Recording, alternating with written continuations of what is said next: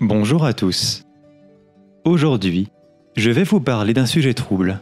Trouble pourquoi ? Trouble un peu comme cela qu'un après-midi nuageux d'automne, qui réconforte par sa proximité et qui cache ses profondeurs dont on pourrait imaginer mille malices. Pour m'appuyer sur cette métaphore, le sujet que je m'apprête à aborder, c'est un peu comme ce lac d'automne. Il est tout à la fois très proche de nous et démesurément lointain. Ce sujet ouvre en nous un espace béant de non-dits, d'effroi, de doutes qu'on combat avec véhémence et terreur. Ce sujet, c'est nous, c'est l'homme, cet être indéfinissable aux origines et à l'essence trouble, très justement. Parler du monstrueux n'aura jamais été plus délicat pour nous.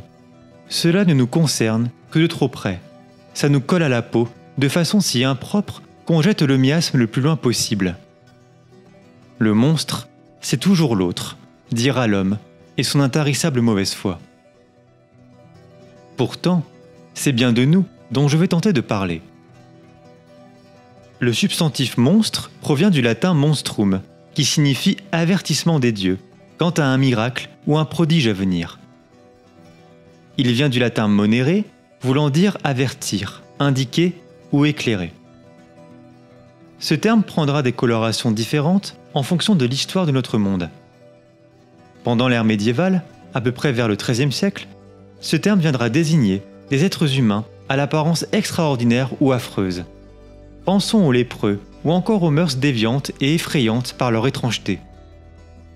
Mais aussi, les pires ennemis de la religion chrétienne étaient désignés comme monstres, notamment les païens, ceux qui croient en d'autres dieux, en plusieurs dieux, à ceux de la terre. Le siècle suivant, le XIVe siècle, désignera les monstres plus généralement comme des personnes singulièrement laides ou des castrats, dont la voix particulière devait effrayer plus d'un.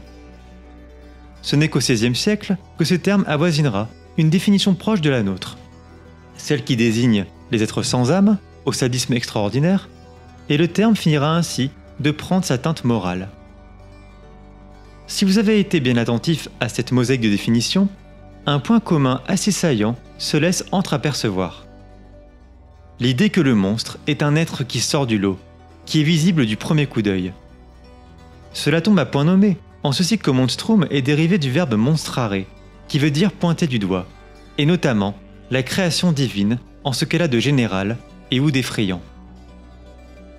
Si on devait tenter de définir le monstre selon une acception plus contemporaine, on pourrait dire qu'il s'agit d'un individu qui, selon des caractéristiques très singulières, se démarque résolument de ses congénères.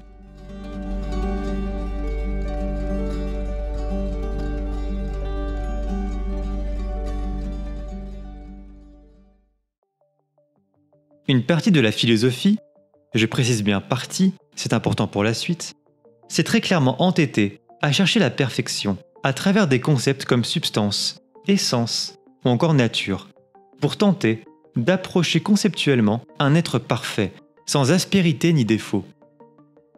Cet acharnement philosophique relève d'une quête élitiste, où un Platon prit grande part, en décrétant par exemple que les géniteurs devaient être scrupuleusement choisis dans le cadre d'une cité idéale.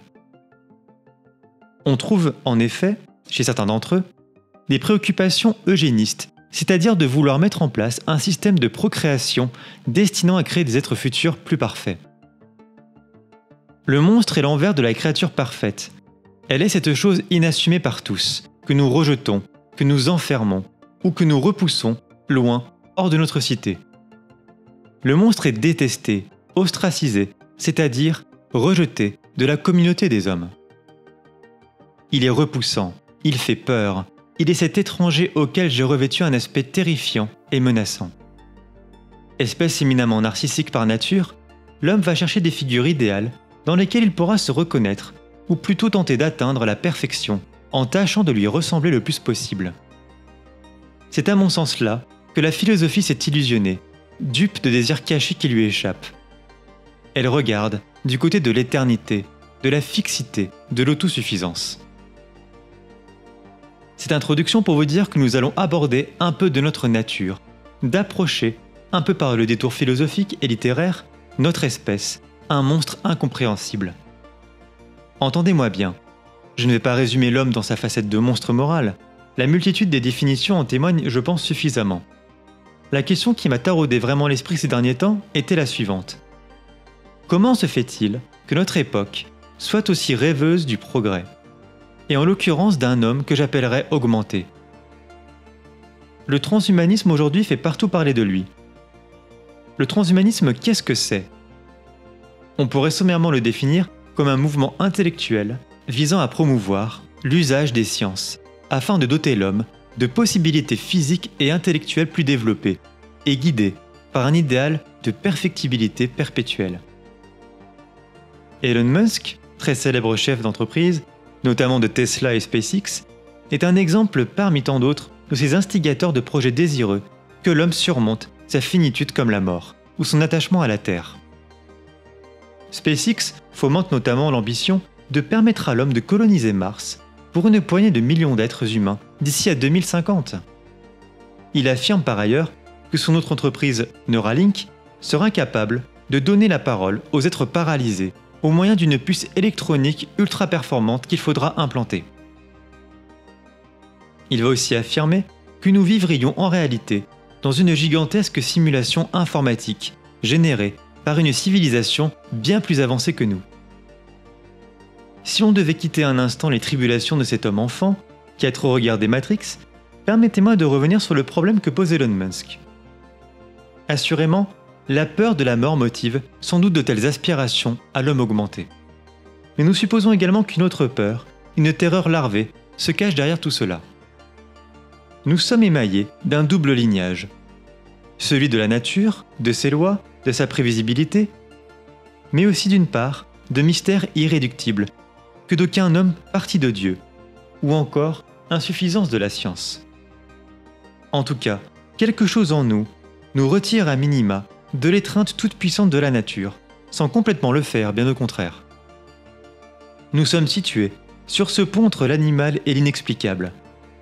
Pourtant, les hommes depuis des siècles semblent s'être lassés de cette tension entre les deux, comme si la pression de s'arracher à la nature ou d'être lié à elle devenait peu à peu insupportable. C'est pourquoi ils ont inventé une autre voie, garante de l'abolition de la nature et de l'héritage divin. Cette fuite dont je m'apprête à vous parler, c'est celle des machines, des artefacts, l'ère de la technique. Il est assez banal de rappeler très sommairement les raisons pour lesquelles l'homme a voulu créer des machines. Un gain de temps, un remplacement dans des tâches ingrates et répétitives, une possibilité de rendement accru. Ce qui m'intéresse ici tout particulièrement cependant, ce n'est pas ce que la machine a permis, mais ce qu'elle a engendré dans notre histoire, ce que la suprématie de l'artefact a modifié sensiblement en nous. Sensiblement, le terme est cinglant ici, tant la machine semble tendre à nous arracher à notre vie sensible. La technique nous a absous de notre racine métaphysique, nous dit en substance le philosophe allemand Heidegger, dans Le monde de la technique. C'est une catastrophe parce que cela nous a enjoint à renoncer à une interrogation sur nous-mêmes, et bien plus sur l'être des choses, les fondements cachés de notre monde et de notre existence. Penser à l'être était une chose commune, banale de la vie chez les Grecs de l'Antiquité par exemple. Vous voyez où je veux en venir peu à peu. Que notre génération, en arrachant l'homme à ses racines culturelles, à sa finitude, à ses limitations, l'éloignant de son besoin métaphysique, a généré un monstre en prétendant pourtant l'améliorer, l'approcher d'une quête de perfection proprement monstrueuse.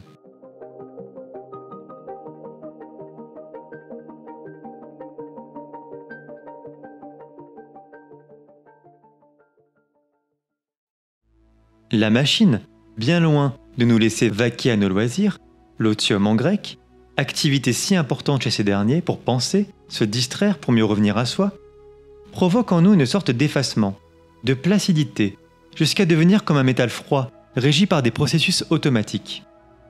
Nos émotions sont devenues comptables, nos questionnements des rapports de force et d'intérêt pour beaucoup d'entre eux. Alors oui, la technique ne peut se réduire à cette abolition de l'homme, en ceci qu'elle va aussi se montrer comme une puissance de libération, en nous confrontant à nos limites et celles de la réalité, en apprivoisant ce qui nous entoure. Nous parlons bien d'une vie d'artefact détachée de tout appareil sensible comme nos mains, l'instrument par excellence de l'artisan. l'apogée de ce projet humain, qui était d'abord de se mesurer à la nature en la maîtrisant, Descartes dit bien, comme maître et possesseur de la nature.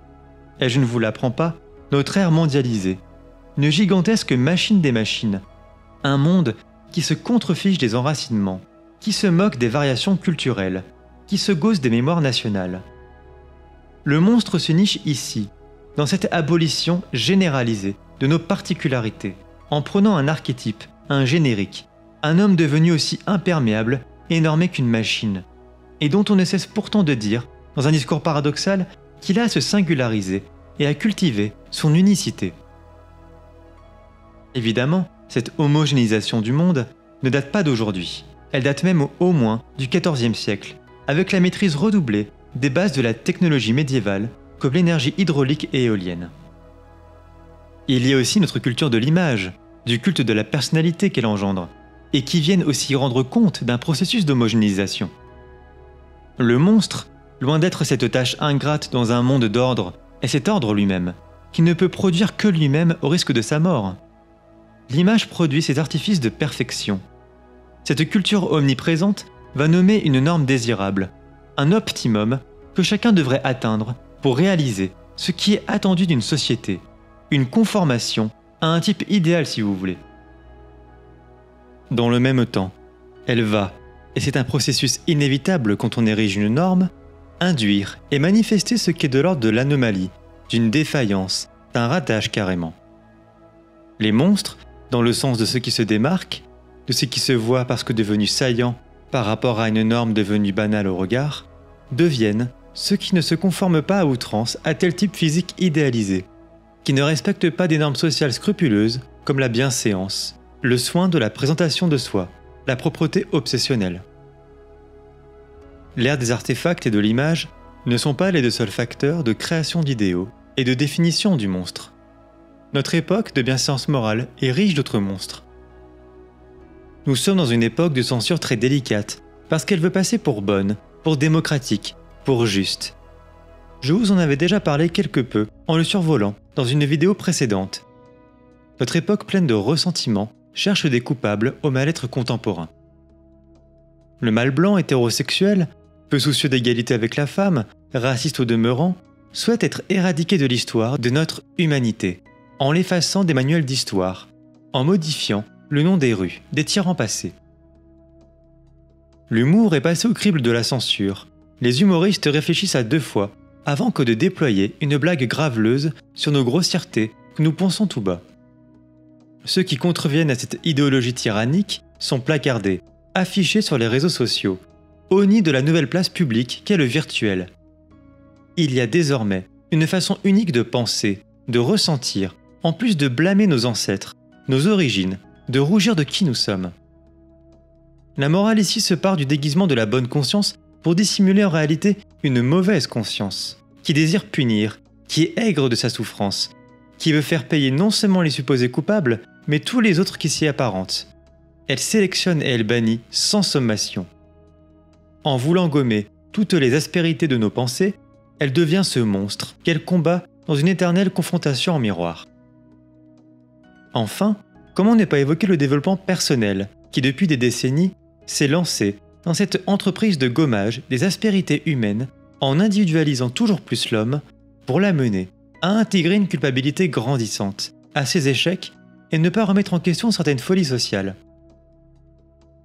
Le développement personnel est celui qui s'est rangé du côté des impératifs sociaux de rentabilité, de productivité, en vous faisant croire qu'il est de votre côté et de votre humanité. Toutes ces idéologies, ces courants culturels et intellectuels, le mot est fort, ont un point de convergence saillant. En fuyant le monstre que nous sommes, ils le deviennent. Et surtout, ils fuient toute confrontation à ce que nous sommes, à qui nous sommes, un être hybride et incompréhensible. Nous ne nous intéressons plus assez à la singularité véritable des êtres que nous rencontrons. Les anomalies n'intéressent plus, sinon pour faire un buzz médiatique et amasser des sommes financières. La déviance, l'errance par rapport à une norme, était l'objet d'un véritable culte au XVIe siècle, époque si profuse en cabinet de curiosité, collectionnant les objets qui sortent du commun pour les montrer aux curieux. Notre regard est fatigué de regarder des particularités. Il est non seulement las, fatigué, mais aussi effrayé de chaque changement, de chaque haut trouble. De là ces tentatives forcenées de figer la mouvance de notre monde en images fixes, en postures figées, en tentant d'établir un ordre factice à un chaos originel. Notre époque n'aura jamais été aussi obsessionnelle dans cette volonté de cacher l'homme devant l'homme, de tenter de le rehausser, entre guillemets, comme le fait le transhumanisme, de le maquiller pour le rendre plus beau qu'il ne l'est, comme le fait la culture du narcissisme, ou encore de le tordre suffisamment de culpabilité avec la censure morale.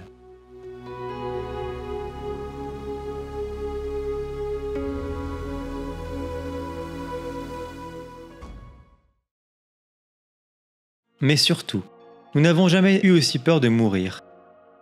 Nous émettons le postulat que la quête de perfection qui se trame derrière des entreprises comme l'eugénisme à peine déguisé ou le transhumanisme provient de cette peur immémoriale. Si ces idéologies fuient l'homme dans ce qu'il a de primaire, de nu, c'est parce qu'elles veulent fuir la réalité de la mort. Cette espérance en l'éternité de l'espèce traduit ce déni de notre finitude et l'effroi qu'elle engendre.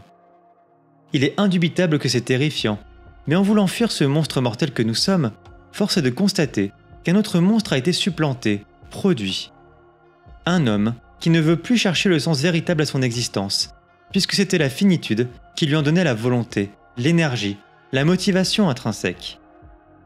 C'est en voulant fuir ce qu'elle ressent être notre nature monstrueuse, parce que limitée, imparfaite et mortelle, qu'elle engendre selon nous le monstre, un paradoxe qui n'est pas sans ironie.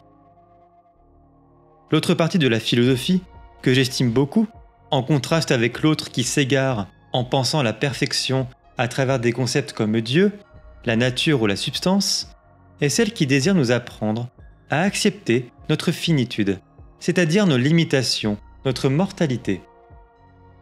Montaigne, philosophe fameux de la Renaissance pour ses essais, monument littéraire et philosophique où se mêlent mots d'esprit, anecdotes, morceaux de vie, réflexions philosophiques et scénettes historiques et j'en passe, ne nous dit pas autre chose. Philosopher, c'est apprendre à mourir. Philosopher, c'est apprendre à affronter la vérité de notre mort. Nul doute qu'il s'est inspiré d'Épicure et de ses disciples, qui professaient que la mort n'est rien pour nous, parce que dès lors qu'elle arrivera, nous ne serions plus conscients, alors à quoi bon craindre quelque chose qu'au fond, je ne vivrai pas. L'idée est de s'accoutumer à la pensée de la mort, en lui laissant une plus grande place dans nos vies, pour lui enlever de son caractère effrayant. Rien d'étonnant que la mort soit effrayante à une époque où cette dernière est si peu ritualisée, où toute tentative de symbolisation de la mort est en pleine voie de recul par rapport aux générations passées. Ces rituels étaient précisément des aides au consentement de cette vérité qui passait de terrifiante à plus simple, plus acceptable. Montaigne va aussi jusqu'à nous enjoindre d'imaginer la mort en rêvassant de chutes de tuiles ou de piqûres d'épingles. Pensons au compositeur Lully, mourant de la gangrène en se tapant sur le pied pendant qu'il battait le rythme. Au-delà de ces exemples profondément cocasses et disons-le carrément morbides, l'idée plus profonde derrière tout cela, c'est de cesser de penser que la privation de la vie est nécessairement un mal. Il s'agit d'arrêter de privilégier, de façon aussi unilatérale, la vie sur la mort, en ceci que ce sont deux faces d'une même pièce. La vie n'aurait sans doute aucune saveur sans la mort. Ce serait même, je le parie, un véritable enfer, vécu comme une condamnation à une errance éternelle sur Terre. Je tiens à insister là-dessus parce que notre peur de la mort engendre pléthore de réactions hautement défensives. Les idéologies dont je vous parlais, au début de cette vidéo, en sont les symptômes les plus sonores. En apprenant à préméditer la mort, comme nous le conseille Montaigne, nous devenons incroyablement plus libres, en nous affranchissant de notre crainte parmi les plus puissantes qui soient. Ces mêmes craintes qui nous enchaînent comme des esclaves et qui nous poussent à avoir des comportements qui nous sabotent et qui scalpent une partie de notre humanité. Ces choses bien naturelles qu'on peut aisément comprendre en réalité. L'homme est un être effrayant, incompréhensible. Il l'est tellement selon Nietzsche par exemple, que cette terreur qu'il soulève a poussé les Grecs de l'Antiquité à draper cette monstruosité primitive de notre nature et de la nature elle-même. Comment faisait-il ? En maquillant par l'art, par l'esthétique, en inventant des règles d'ordre, de mesure, de rectitude, ce que le philosophe appelle l'apollinien, dans son premier livre Naissance de la tragédie.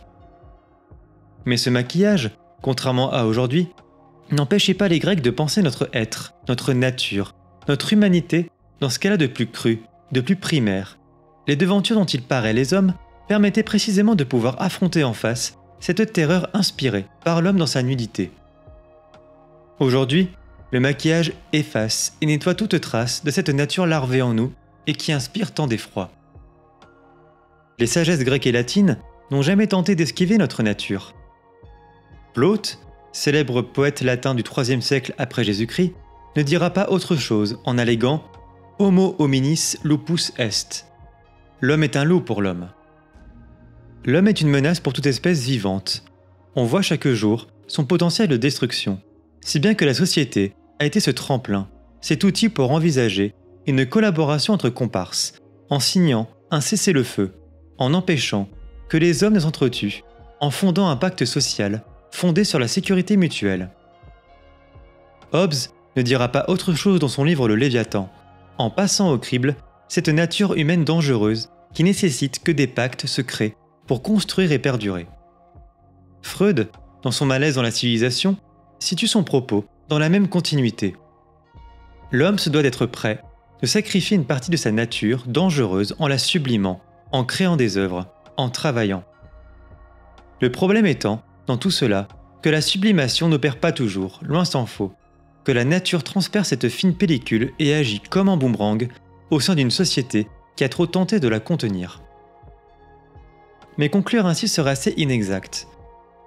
L'homme n'est pas réductible à la dangerosité d'une nature qui le rend destructeur et menaçant, et c'est cela qui le rend si insaisissable et incompréhensible, plongeant certains philosophes dans des abîmes de perplexité. L'homme est selon Pascal un être ignoble, il a bafoué Dieu, il trompe les mœurs par le libertinage, il se prend pour le centre du monde et perd son temps à se divertir pour ne pas avoir à penser à la mort, et pire de tout, il est faible. Mais il dira qu'à l'instar de la fragilité du roseau, il résiste aux tempêtes les plus menaçantes. Il est un roseau pensant. Il a beau être mortel, au fond être complètement impuissant, par la pensée, il anticipe d'une certaine façon sur l'univers qui le tue, parce que l'univers, lui, ne pense pas. Il agit de façon aveugle par pure nécessité. Tout à la fois arrivé à la terre par sa nature primaire et capable de s'élever jusqu'au fait du monde par la pensée, l'homme est une sorte d'hybride, d'être monstrueux, mais dans un sens bien différent que celui qu'on a appliqué jusqu'à présent. Ici, je parle de créatures élues, de prodiges, dans ce qu'elle a de déjouer nos attentes, nos expectatives. Victor Hugo disait que le prodige et le monstre ont les mêmes racines. Et l'homme a beau être un monstre d'inconsistance, comme l'affirmait Henri de Monterland, c'est cette inconsistance qui le rend insaisissable à toute tentative de définition, de chosification, comme on tente de définir un insecte. Cette habileté à penser dont parle Pascal dans ses pensées le rend capable d'anticiper sur le tragique instigé par Dieu, celui de l'inéluctabilité de la mort. Espèce damnée, elle est capable par la pensée de faire jeu égal avec Dieu, rendez-vous compte. Et c'est cette noblesse de la pensée qui excuse sa misère première. Il dira « La grandeur de l'homme est grande en ce qu'il se connaît misérable ». Cette dualité de l'homme, entre terre et ciel, pesanteur de sa nature animale et caractère éthéré de sa nature pensante, divine, vous la connaissez tous très bien, je pense ne rien vous apprendre. Cette image hybride de l'homme est inscrite au plus profond de nous, dans notre inconscient collectif. Elle fait partie de ce réseau de symboles qui nous réunit tous parce que nous la portons tous en commun.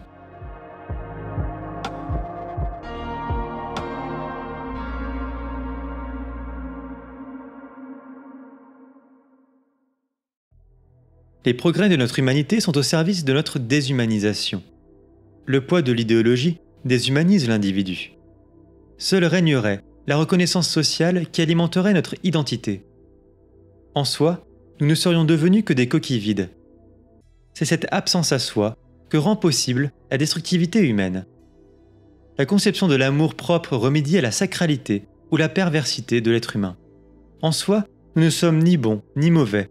Notre humanité est grise. Au fond, nous ne sommes que médiocres. Les courants transhumanistes, par exemple, maquillent le monstre, et ce faisant, non seulement ils ne le cachent pas, mais ils le modifient quelque peu, le dramatisant en quelque sorte. Notre avidité n'aura jamais été aussi forte. Nos désirs de gloire, de prestige, de grandeur, de renommée et leurs pendants négatifs, à savoir nos manques de reconnaissance sociale, notre sentiment de rejet, nos peurs de l'effacement, n'auront jamais été aussi colossaux, aussi prégnants. Notre époque, je vous le disais, tente de ne pas penser le monstre. Elle fuit toute tentative de penser de l'homme comme d'un être trouble. Elle va aseptiser l'homme, l'émailler d'un cadre flottant qui empêche la pensée. Elle va rejeter au loin la profondeur, l'ambiguïté. Elle montrera l'homme comme un être auréolé par la puissance des images, du paraître. Pourtant, ce faisant, elle réveille une autre monstruosité en l'être humain. Une monstruosité plus artificielle qui tente désespérément de dénier notre condition originelle d'être mortel, soumis à une indépassable finitude dont les possibilités sont limitées. Mais notre nature étant plus forte, elle agit, d'autant plus férocement qu'on a tenté de la réprimer. C'est pour cela qu'il est fondamental de regarder en face cette part primitive, consubstantielle, inscrite en nous dès l'origine. Notre réelle monstruosité est de feu et de sang, certes, mais aussi de prodige et de noblesse par la pensée. Une noblesse fragile, sans cesse menacée, mais c'est cette fragilité qui nous rend d'autant plus nobles et précieux. Il y a aussi en chacun de nous cette promesse, cet éclat, cette souveraineté de porter une condition difficile, souvent insoutenable. Le propre du roseau, de l'homme comme le disait La Fontaine, c'est qu'il ne ploie pas et qu'il sait transformer le drame en tragique, le fatalisme en possibilité. C'est peut-être un peu de ce jeu, cette joie infantile de pouvoir transformer les choses, que les transhumanistes tendent à réprimer, bien trop inquiets. C'est cet émerveillement et ce sens de la dérision qui aujourd'hui sont tant mis à mal, parce que le prix à payer est effectivement l'effroi, l'angoisse, l'incertitude. Nietzsche, dans son texte Les Trois Métamorphoses dont Ainsi parlait Zarathustra, place l'innocence de l'enfant comme horizon ultime de notre humanité. Un enfant qui s'est libéré des chaînes, de la pesanteur du chameau, qui crée de nouvelles valeurs plutôt que les subir. Je suis convaincu que les pourvoyeurs de la culture du narcissisme souffrent au fond beaucoup de leur passion du contrôle. Dernier point, nous sommes indéfinissables. Notre essence la plus vraie est de ne pas en avoir, comme cet animal ou ce végétal qui, dès leur naissance, sont déterminés à agir selon un panel de réactions limitées. Pic de la Mirandole, génial humaniste de la Renaissance, affirme dans son traité de la dignité de l'homme « Si nous sommes aussi effrayants parce que incompréhensibles, c'est parce que le Créateur supposé nous a rendus suprêmement libres de constituer notre propre essence, notre propre définition. C'est à nous de nous réaliser, de nous circonscrire, de nous trouver. Cette liberté-là fait peur aussi.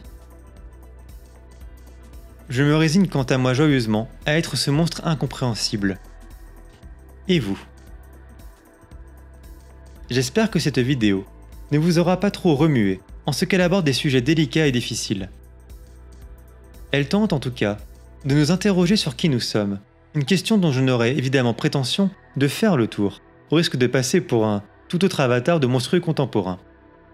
En attendant, n'hésitez pas à faire part de vos remarques et de vos interrogations dans l'espace commentaire. Et quant à moi, je vous dis à très bientôt.